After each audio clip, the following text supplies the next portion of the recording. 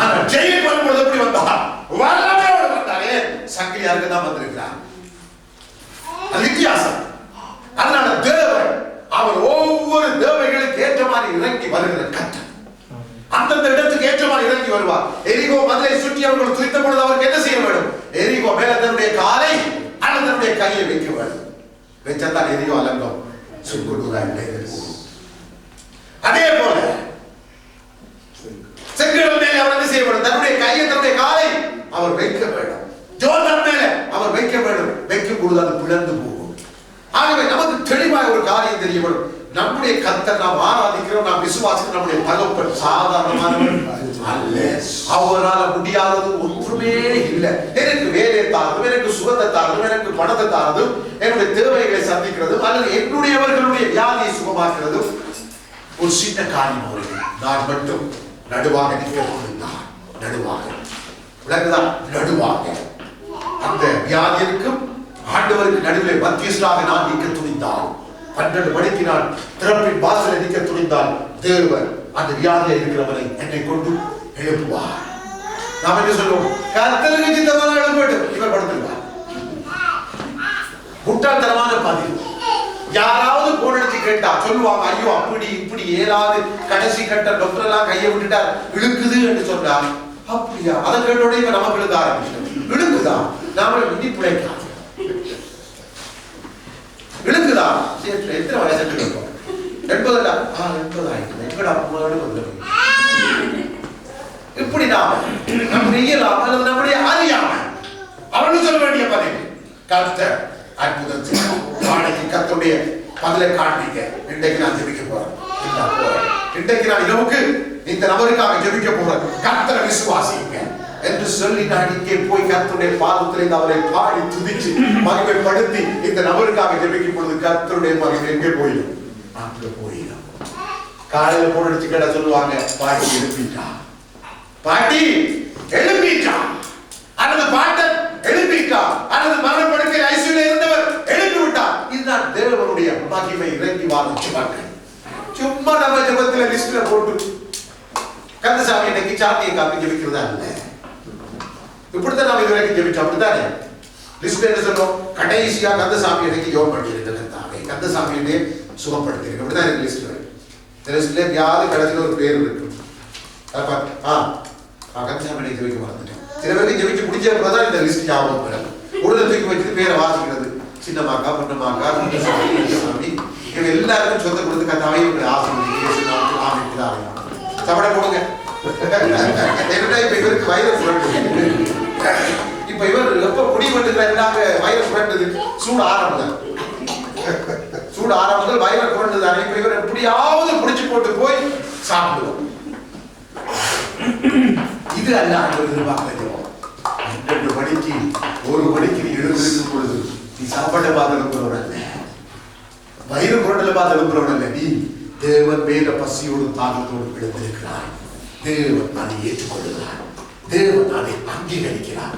தேவன் அதுக்கு உடனடியாக பதில் கொடுத்து இந்த பேச்சு ஜெபத்துக்கு ஆம்புலன்ஸ் போற ஜெபத்துக்கு உடனடியாக பதில் கொடுக்கிற நல்ல கர்த்தர் தான் நம்முடைய கர்த்தர். ஒரு நாள் அவரை நாம விளங்கக்கூடாத வண்ணமாக விளங்கிக் கொள்ளக்கூடாது. ஒவ்வொருத்தருக்கும் அவரோடு உறவாடி அவரிடத்தில் துதிக்க ஜெபிக்க உரிமை இருக்கு. எல்லாரும் நம்ம அவருடைய பிள்ளைகள். அவர் தம்முடைய குமாரனை கொடுத்து உறுதிப்படுத்தி விட்டார். தம்முடைய வாக்குத்தத்தங்களை கொடுத்து உறுதிப்படுத்தி விட்டார். நாம் அழுது கொண்டிருக்க வேண்டிய அவசியம் இல்லை. ஒரு காரியத்துக்கும் நாம் தேவன் இல்லை என்றால் அழ வேண்டும். யார் இல்லை என்றால் தேவன் இல்லை என்றால் நாம் ஆராதிக்கிற தேவன் வல்லமை இல்லாதவர் என்றால் நாம் அழ வேண்டும். நான் ஆராதிக்கிற தேவனுக்கு வல்லமை இல்லை. சுகம் கொடுக்க, ஆசீர்வதிக்க, என்னுடைய பிரச்சனையை தீர்க்க, எனக்கு ஆபத்திலிருந்து மீட்க அவருக்கு வல்லமை இல்லை என்றால் தான் நான் அழ வேண்டும். அப்படிப்பட்ட தேவனை நாம் ஆராதிக்க வேண்டிய அவசியம் இல்லை. நாம் ஆராதிக்கிறவர் எப்படிப்பட்டவர்? சர்வ வல்லவர், சகலத்தை படைத்து ஆளுகிற சர்வ வல்லவர். அவரை சொல்லும் பொழுது சர்வ வல்லவர் என்று சொல்லும் பொழுது எனக்குள்ள என்ன வரணும்? என்ன வரணும்? ஒரு உற்சாகம்.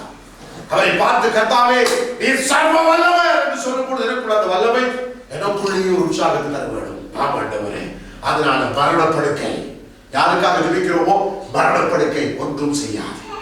தேவன் அந்த மரணத்திலே அந்த நபரை எழுப்புவார். தேவ மகிமை இறங்கி வரும். அந்த மனிதர் எழுந்திருப்பார். இப்படி 4 பேருக்கு செய்திருக்கீங்கன்னு சொன்னார். தேவனை விசுவாசிக்க ஆரம்பிப்பார். தேவனுடைய நாமம் மகிமைப்படும். இருந்த இடத்திற்கு ஜெபத்துல இருந்தே நாம் பெரிய காரியத்தை சாதிப்போம். யோசிச்சு பாருங்க, எத்தனை பேர் போன் அடிக்கிறாங்க, இவருக்காக ஜெபம் பண்ணுங்க, அவருக்காக ஜெபம் பண்ணுங்க, இவங்களுக்காக ஜெபம் அடிக்கிறாங்களா இல்லையா? நாம் என்ன பதில் சொல்றோம்? ஓ ஜெபிக்கிறோம். ஒரு மாசம் கழிச்சு அங்க அடிச்சுட்டு இருக்கும் போது அவங்க அடக்கம் பண்ணி எல்லாம்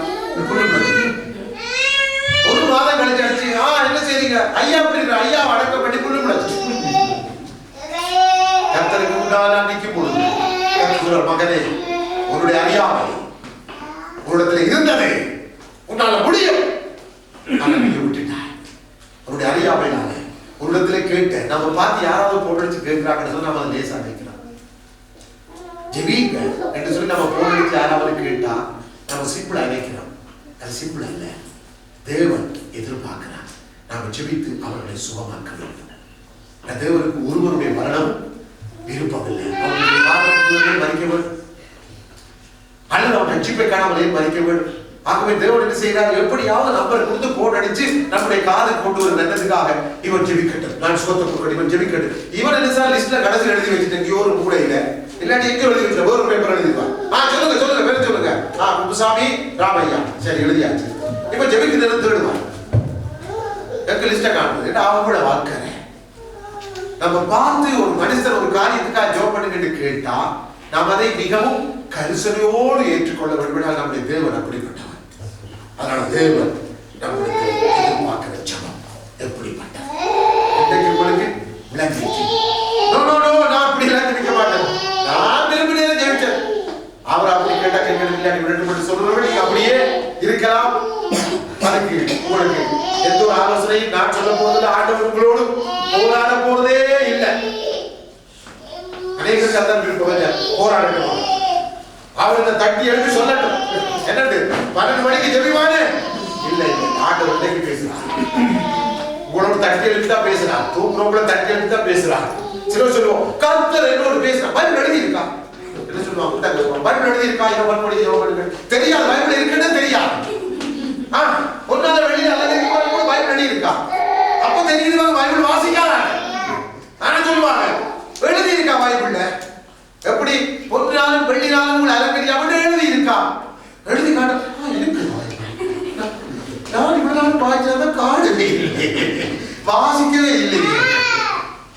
அப்படி வாதாடுறது உண்டு. அப்படி எழுதி இருக்குதா? 12 மணிக்கு தான் ஜெபிக்கணும் எழுதி இருக்கா? முதலாம் ஜாபத்துல கூப்பிட்டு எழுதி இருக்கா? ஏன்னா தெரியாது வேதம். கீழ்ப்படிய வேண்டும் எழுதி இருக்குதா?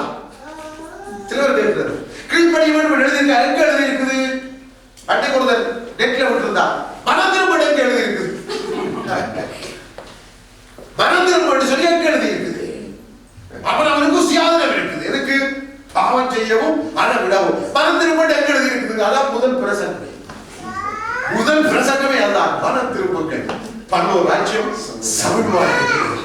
அதனால அப்படி வாக்குவாதம் பண்றவர்கள் சபைக்குள்ளேயும் உண்டு. ஆக அப்படிப்பட்டவர்கள் எச்சரிக்கையாயிருங்கள். தேவன் பேசும்பொழுது நாம் செவி கொடுத்து கர்த்தருடைய சமூகத்திலே எழுந்திருப்போம்.